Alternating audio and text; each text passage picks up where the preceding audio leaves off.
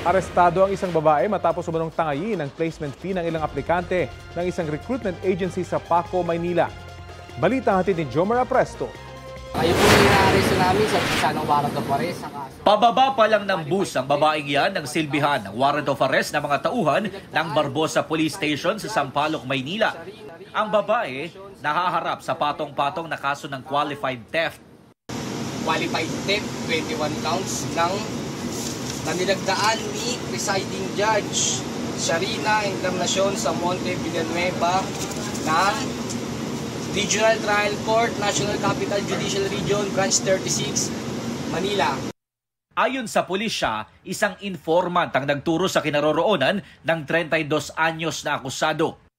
Ito daw, nasa Apari, pauwi ng Maynila. So, yung sabi ng informant natin, sasakay sa Lawag. Binigay sa amin yung number ng bus at yung pangalan ng bus. Inabangan na ng mga tropa sa Sampaloc.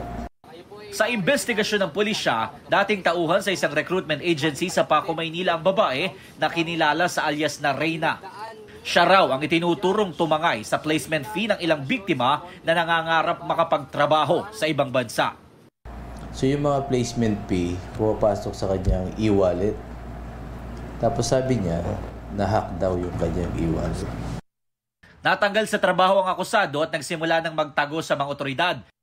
Nakausap namin siya pero tumanggi siyang humarap sa kamera. Aniya, pawang mga magtatrabaho sana sa Saudi Arabia ang kanyang mga kliyente. Ang bayad sa placement fee, katumbas daw ng isang buwan na sasahurin sana ng mga aplikante sa oras na matanggap sila. Sinabi naman ng Manila Police District o MPD, bukas ang kanilang tanggapan para sa mga tao na posibleng nabiktima rin ni alias Reyna. Mananatili muna sa Barbosa Police Station ang akusado habang hinihintay ang commitment order ng korte. Jomer Apresto nagbabalita para sa GMA Integrated News.